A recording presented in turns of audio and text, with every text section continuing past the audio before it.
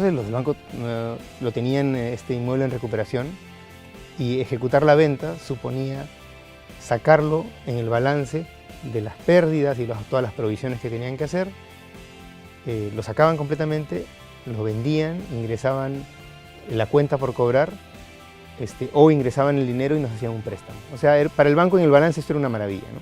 Todavía encima generaban una operación. Y nos dijeron ya. Entonces nos dieron el préstamo, nos vendieron el terreno, nos dieron el préstamo y nosotros no pusimos, creo que habíamos puesto $20.000, no pusimos mucho dinero, ¿no?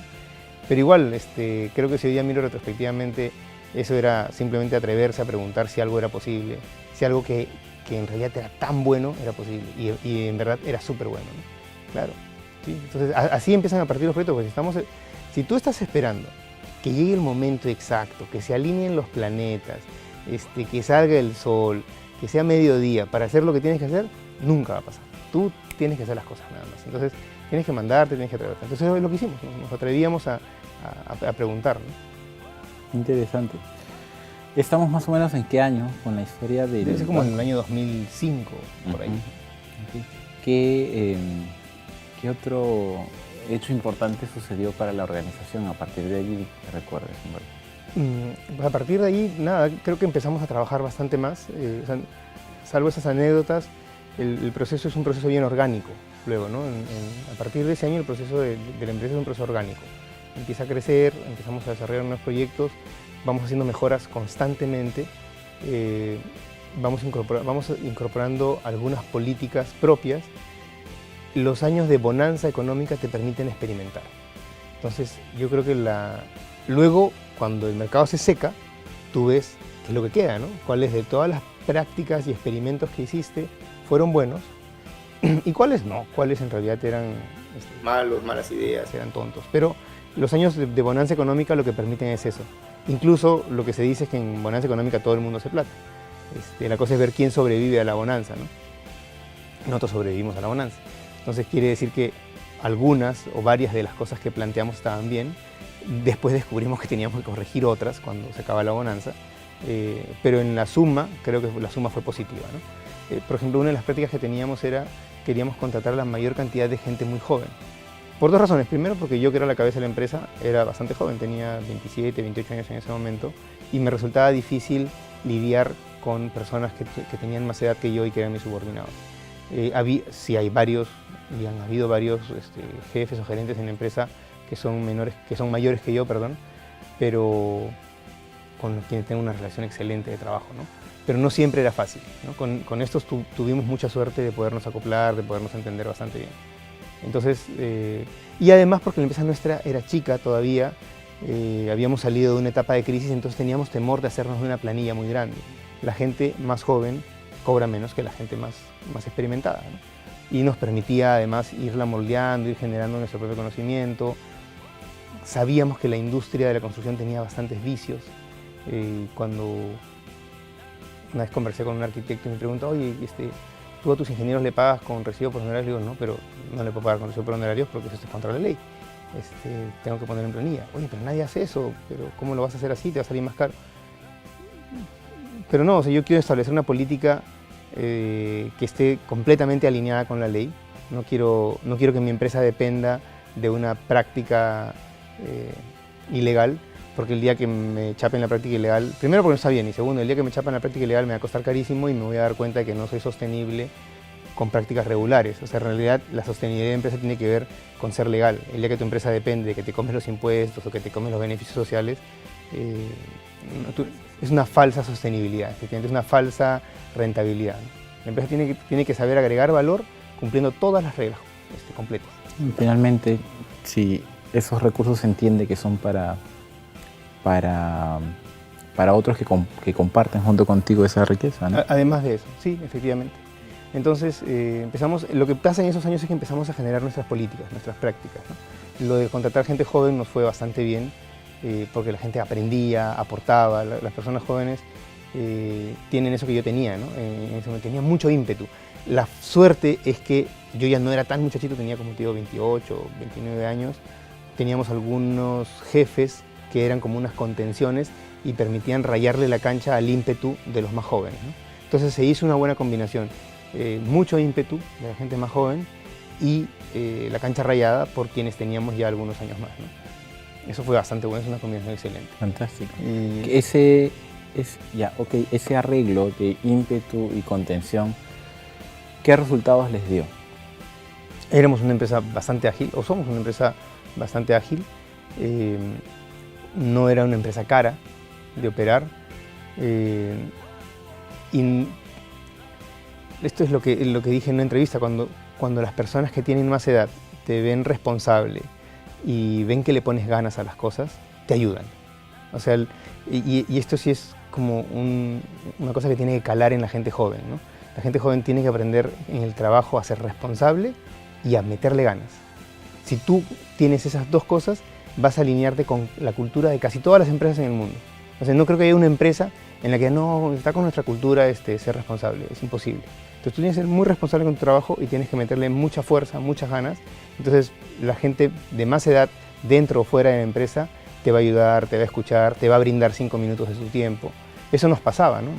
Tanto a mí como, por ejemplo, a mi hermano, que después se incorporó a la empresa en el 2008, mi hermano el segundo, que es arquitecto, nos abrían las puertas de las casas profesionales muy hábiles el domingo, ¿no? Estoy arquitecto, tengo una consulta que hacerle, vente el domingo a mi casa a desayunar.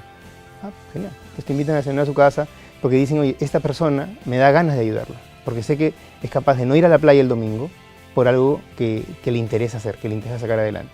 Pero donde yo le respondía, no, arquitecto, ¿qué tal si me atiende el lunes, pero yo el domingo voy a la playa? El señor no me atendía más.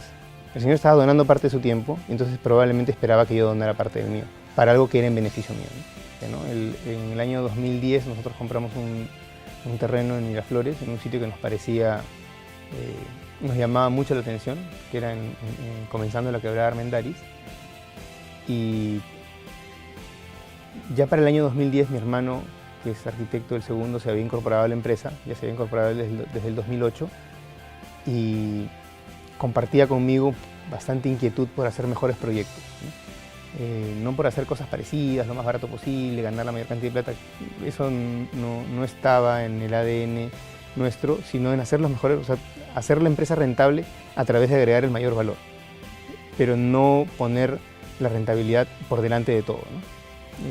Sino como una consecuencia de poder hacer mejor las cosas y como una forma de medir la cantidad de valor que agregamos, ¿no? Si la empresa no ha sido rentable un año es porque ese año algo hicimos mal y no agregamos el valor suficiente o tuvimos los costos desalineados, fuera de foco, ¿no? Entonces queríamos hacer cada vez mejores proyectos, íbamos mejorando mucho los proyectos, viajábamos, teníamos la suerte que viajábamos bastante, nos gusta viajar mucho y mirábamos otras realidades, otras formas de desarrollar, otras formas de hacer ciudad, otras formas de hacer proyectos. Éramos y somos, creo, todavía bastante críticos con cómo hacemos en la industria peruana las cosas, incluso cómo lo hacemos nosotros mismos. O sea, determinamos un proyecto y aparte de alegrarnos, decimos, oye, en el siguiente vamos a mejorar esto, esto y lo otro, ¿no? Entonces siempre estamos entrando en un círculo de mejora continua. Entonces en el año 2010 compramos este terreno en Miraflores y nos llenamos de ideas, ¿no? Viajamos, miramos un montón de cosas y dijimos, en este lugar se puede hacer un proyecto fantástico, un proyecto como Lima no tiene en este momento. Exploramos distintos tamaños, distintos públicos, contratamos estudios de mercado, intentamos contratar una compañía en Miami para que nos asesore con el desarrollo del proyecto. Costaba como el 10% del edificio, no lo tomamos. Pero al final llegamos a una conclusión, queríamos hacer algo especial. Entonces llamamos a distintas oficinas de arquitectura para que nos acompañen en conjunto a desarrollar el proyecto.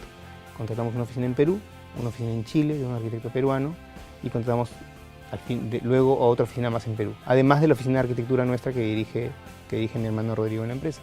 O sea, la idea era de que estas otras oficinas construyan juntos desarrollen juntos el proyecto, el concepto del proyecto con nosotros y alineado con ese concepto o a partir de ese concepto desarrollen los nuevos productos inmobiliarios. Nos dábamos cuenta de que, por ejemplo, empezaba a llegar mucha gente a Perú a trabajar, expatriada, y no tenía ningún edificio de carácter internacional, como el que podría encontrar en Nueva York, o en Miami, o en Ciudad de México, o en Sao Paulo, con tamaños, prestaciones, programas diferentes, ¿no? Entonces, viene un funcionario de la Embajada de Canadá, por decirte algo, le dan un dinero para que alquile un departamento, quiere alquilar un departamento en un buen barrio, como lo haría en otra ciudad del mundo, y lo que le toca es alquilar un departamento de 3 dormitorios con 2 cuartos de servicio. Y el tipo vive solo y no tiene empleado. Entonces se aburre como nadie, ¿no? Hay un niño arriba y 2 niños abajo. Me refiero en los departamentos de los vecinos. Entonces esa persona está fuera de lugar. Lo que hicieron, lo que se construyó en ese sitio era para albergar una familia, no para albergar una persona que vive sola y que eventualmente recibe a alguien. Entonces nos dimos cuenta de que en el segmento alto todavía se estaban haciendo las cosas para familias clásicas, ¿no? Mamá, papá, 3 hijos y perrito. Esa era la familia clásica, tipo de sticker de camioneta, y todo lo que se hacía en segmento alto era así. Y nadie era, o muy poco se hacía de, no se pensaba en qué pasa con un señor que tiene dinero y es divorciado. O qué pasa con una pareja de esposos que ganan bien y no tienen hijos, no pueden o no quieren tenerlos. O qué pasa con la mamá que es viuda y que vive con una hija, o qué pasa con el expatriado, qué pasa con este montón de personas que no calzan en eso de mamá, papá y 3 hijos, o mamá, papá y 2 hijos. Y pusimos un montón de personajes, empezamos a pensar a ver cómo vive un señor que es homosexual y que se dedica al diseño. ¿Cómo vive él? ¿Cómo vive lo que te decía, una mamá con 2 hijos? Solamente una mamá con los 2 hijos. Y empezamos a desarrollar departamentos exactamente para ellos, ¿no? Entonces un departamento puede tener una habitación de 100 metros cuadrados y el resto del departamento es una sala con un kitchen, por ejemplo. Entonces, ¿quién vive ahí? Hoy día ahí vive una funcionaria de una compañía extranjera, ¿no? Entonces, cuando terminamos el edificio, y hoy día que el edificio está ocupado, nos dimos cuenta de que llegaron exactamente las personas que nosotros pensábamos, tal cual. No te podría listar cómo se llaman las personas, pero sí te digo que vienen así. Es viudo, vive solo. Expatriados, hay 5. Más del 50% del edificio está ocupado por gente extranjera. Y le dimos en el clavo a lo que pensábamos, ¿no? Entonces, para desarrollar eso, lo que tenías que desarrollar era, primero, un edificio con estándares internacionales. Es decir, el edificio tiene que tener una bahía de acceso vehicular porque muchas de estas personas no tienen auto, entonces el taxi los deja, viajan todas las semanas, entonces no es seguro bajar tu maleta en la puerta de la calle, entonces te deja dentro del edificio. Quieres tener un lobby muy grande, con una promenade, con una caminata suficientemente buena porque llegas cansado, no conoces a nadie, al único que conoces es al portero. Entonces, por ejemplo, los extranjeros valoran mucho al portero, porque es tal vez la única persona que les dice buenos días todos los días. Si tú vives acá con tu esposa, te levantas en la mañana y te dice buenos días, ¿no? Pero si tú vives solo y no conoces a nadie en este país, es la primera persona que te dice buenos días es el portero. Entonces lo valoras un montón. Entonces las entradas tienen una promenade grande, tienen una caminata larga, al fondo de una mesa muy larga está el portero. El portero del edificio que te dice buenos días, señor. Entonces, buenos días, Jorge, ¿qué tal? ¿Cómo estás? Eso se valora muchísimo, ¿no? Entonces tienes una caminata larga para tomar los ascensores, para llegar a tu propio departamento. Tu departamento es grande, el techo es más amplio que el estándar. Y luego el edificio tiene una cantidad de servicios comunes de altísimo nivel, ¿no? Tiene un gimnasio que tiene 300 metros cuadrados, una cancha de squash, tiene 2 piscinas, tiene un sauna y tiene espacios donde hoy día poco a poco nos hemos dado cuenta que la gente se ha ido encontrando. Por lo menos se saluda con alguien. Más allá de que se salude con alguien, se sabe el nombre. Más allá de que se sabe el nombre, hace su cumpleaños e invita al vecino. Entonces se va formando una comunidad, sin que todos sean mejores amigos, de gente que se empieza a acompañar, ¿no? Estaba pensando mientras comentabas esto en la importancia, tú mencionabas, ¿no? Creamos muchas historias de perfiles que pudieran utilizar este tipo de espacios. Y finalmente esto ha sido una respuesta para esta conceptualización que hicimos. Ese es un ejercicio formal que a partir de ahí empiezan a hacer. ¿Ya habían tenido experiencia en eso? ¿O es que al trabajar con en esta combinación de ustedes con las otras firmas nacionales e internacionales se dio? No, ya lo habíamos hecho. Como te explicaba hace un rato, nosotros somos bastante críticos. Esa es una parte del espíritu de la familia, ¿no? Y nos han enseñado a viajar, nos han enseñado a leer. El tercer hermano nuestro es artista, es músico de escuela. Entonces tenemos esta visión crítica en la cabeza siempre, de repensar las cosas. No nos da flojera repensarlas, no nos da flojera pensarlas la primera vez, no nos da flojera pensarlas la segunda. Entonces este ejercicio ya lo hemos hecho muchas veces. Creo que acá fue donde se estructuró mejor, pero por ejemplo años antes cuando el mercado igual hacía full departamentos de 3 dormitorios. Como te contaba, yo estudié la maestría en la Universidad de Piura. La Universidad de Piura es una universidad del Opus Dei y mucha gente muy cercana al Opus Dei tiene familias numerosas. Entonces nos dimos cuenta, y yo tenía profesores, amigos, les decía, oye, ¿dónde entran tú y tus 4 hijos? Porque todo lo que se hace es para 3 habitaciones, ¿no? Para la habitación de los padres y 2 habitaciones más. Y pues nos contaban historias de que han comprado con sala de estar y han tenido que poner un muro, que han tenido que comprar 2 departamentos y unirlos, o han tenido que entrar al comienzo del proyecto para que les hagan un departamento donde entren todos. Entonces hicimos algunos proyectos donde todo el conjunto tenía departamentos de 4 habitaciones. Incluso habían departamentos de 5 habitaciones. Y efectivamente llegaban familias que decían, por fin encontré lo que buscaba. Porque mira, yo tengo 4 hijos y vivo con mi suegra. Entonces, y además tenemos 2 empleadas. Es un montón de gente la que vive en esa casa, ¿no? Y esos conjuntos se vendieron corriendo toditos, ¿no? Estaban en zonas de colegios además, porque donde tú los haces en una zona que no tiene colegios tienes un problema porque los niños tienen que estar cerca de donde estudian, ¿no? Claro. En el caso del proyecto de Miraflores, este anterior que acabas de comentar, ¿tuvieron problemas al inicio para poder enganchar con el mercado porque no recibieron la respuesta que esperaban? Claro, nosotros nos creímos nuestro cuento, porque además de generar un programa importante, decidimos forrar el edificio en mármol, ponerle muy buenos acabados, una cantidad importante de áreas comunes que son áreas que no puedes vender, entonces tienes que recuperar ese precio en el precio de los departamentos. Y entonces decidimos poner un ticket suficientemente alto. Ahí caímos en la cuenta de una cosa, que es que nosotros no estábamos saliéndonos del mercado clásico donde habíamos estado. Entonces la gente no nos veía haciendo algo así. Y esto es difícil, ¿no? Cuando tú tienes un posicionamiento logrado, salirte a veces no es la mejor decisión. Pero era una apuesta que queríamos hacer. Y nos costó muchísimo, no lográbamos vender el edificio. Y en el periodo de crisis del sector inmobiliario, de crisis entre comillas porque subieron las tasas de interés de los créditos hipotecarios a la vez que la economía del Perú se enfrió, entonces las ventas de las inmobiliarias bajaron. Esto fue el año 2014-2015 y empezamos a construir. Un día estaba ahí, habíamos vendido 10 unidades en un año y teníamos que haber vendido 25. Entonces le llamo a mi hermano y le digo, oye Rodrigo, ¿qué hacemos, no? Y me dicen, nada, hay que tirar para adelante nomás, hay que empezar a construir.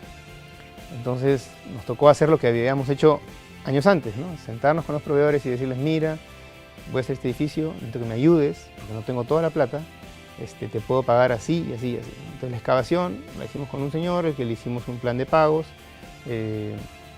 las ventas de materiales las negociamos con otros proveedores y negociamos también con un banco que nos acompaña. El banco demoró muchísimo en entrar porque teníamos que conseguir unas ventas mínimas para que el banco entre. El día que el banco entró, el edificio estaba arriba. El edificio ya estaba todo construido, toda la estructura del edificio estaba construida y nos tocaba poner los acabados. Enhorabuena que entró el banco porque si no nos hubiésemos demorado mucho más, pero lo que reflexionábamos ahí es que la empresa tiene bastante capacidad, o sea, tiene bastante capacidad de crédito. El crédito tiene que ver con que te crean, ¿no? Con que confíen en ti. Entonces, la empresa es una empresa confiable. Toditas las deudas las pagamos siempre. Y pagamos a los inversionistas, le pagamos a los proveedores, le pagamos a todo el mundo. El edificio terminó, fue premiado y fue como, al final fue una suma de distintas historias, ¿no? Tanto de una buena historia de cómo desarrollar un proyecto, una historia de aprendizaje, de cómo no vender, porque creo que teníamos que aprender a vender de una manera distinta. Teníamos que tener una red de conexiones que en ese momento no teníamos para poder vender ese proyecto. Y luego finalmente es cómo poder desarrollar algo con la ayuda de terceros, ¿no? Porque no siempre, como te decía hace un rato, no siempre se van a alinear los planetas, no siempre tienes al banco que entra, te pone el cheque. Claro. Tienes que ir tirando para adelante con los distintos recursos que tengas a la mano. ¿Qué significó vender a este nuevo segmento, ese aprendizaje que implicó? A ver, habías creado tus historias, habían construido habían diseñado y construido a partir de eso. Pero faltaba conocer a cada uno de los personajes. Faltaba que los personajes nos conocieran, que ese era el problema. O que los inversionistas que hoy día, o que estaban acostumbrados a comprar estos departamentos para venderle a estos personajes, nos creyeran porque no nos conocían. Ellos le habían comprado a la empresa A, a la empresa B, a la empresa C y a la empresa D, que vende en ese segmento económico en el que nosotros no estábamos vendiendo. Nosotros estábamos vendiendo un poquito más abajo. Entonces nosotros vendíamos departamentos de $400.000, estos eran departamentos de $800.000. Es otra persona normalmente la que compra. Algunos de nuestros compradores que nos acompañan siempre nos compraron, pero no lográbamos llenar el edificio, ¿no? Entonces a partir de estos primeros compradores es que tuvimos recursos para poder construir, pero implicaba aprender eso. Y lo segundo es que si hoy día alguien vuelve a hacer ese edificio, o un edificio similar, o un edificio dirigido a ese segmento, va a poder decir, ah, mira el edificio ABA que hizo Marcan. Pero nosotros no teníamos ninguna referencia en el Perú. Entonces le decíamos, este edificio va a ser así. Ah, como tal. No, señor, como tal edificio no. Entonces va a tener esto y esto. Ah, como el otro. No, señor, como ese edificio no. ¿Usted conoce tal edificio en Miami? Sí, ya como ese. Ah, no te creo. Porque nuestros referentes eran internacionales. No teníamos referente local para ese proyecto, ¿no? Efectivamente, en el Perú no somos los primeros que se dan cuenta, o sea, sería injusto decirlo, no somos los primeros que se dan cuenta de que hay un mercado de solteros, de jóvenes que tienen, que ganan bien, de divorciados, de expatriados. O sea, esto ya se ha desarrollado, pero se ha desarrollado muy tímidamente. Son proyectos muy chicos que hay en algunos lugares de San Isidro, en algunos lugares de Miraflores, tal vez algunos desarrollados en los 90, pero son tímidos. Este es el primer proyecto que tiene esa escala. Entonces, por favor, coméntanos para incorporar estos elementos, ¿cómo es que el edificio solo tenían 10 unidades vendidas en el 72? Sí. A ver, sí. Cuando nosotros empezamos a construir, solamente habíamos vendido 10 unidades. Y me parece que contaba que llamé a mi hermano para llorar con él, ¿no? Era un desastre en términos comerciales tener un año y pico vendiendo un edificio y solamente haber vendido 10 unidades. Y decidimos partir. Cuando terminamos de construir el edificio, teníamos ni la mitad vendido. Habíamos terminado de hacer el proyecto y no habíamos llegado ni siquiera a vender la mitad. Cuando terminamos de vender el proyecto y no habíamos vendido la mitad y debíamos un mundo de plata, habíamos tomado casi toda la línea posible del banco, tomamos una decisión que por suerte fue buena, y no estoy diciendo hoy día que la decisión haya sido mala, me hubiese dado muchísima pena hoy día estar sentado acá diciendo que tomamos una pésima decisión, que la decisión fue subir los precios. O sea, terminamos el proyecto, miramos el proyecto y dijimos, está tal y como pensábamos que iba a quedar, hemos cumplido con lo que imaginamos, vamos a subir el precio porque este producto vale, o sea, tiene valor, no nos dio miedo. Y efectivamente empezamos a vender a mucha velocidad. Que el proyecto había Una vez que el proyecto estuvo listo. Lo interesante es que llegó gente que había visto el proyecto un año y medio, 2, y me decía, oye, pero tú estás queriendo cobrar 60% más de lo que me ofreciste. Sí, señor, pero esto fue hace un año y medio o 2. Hoy día usted está viendo el departamento. Y la gente iba y lo compraba. O sea, se lamentaba de no haber comprado 60% antes, claro. Pero finalmente era lo que quería. Era lo que estaban buscando. La gente necesitaba ver para creer, ¿no?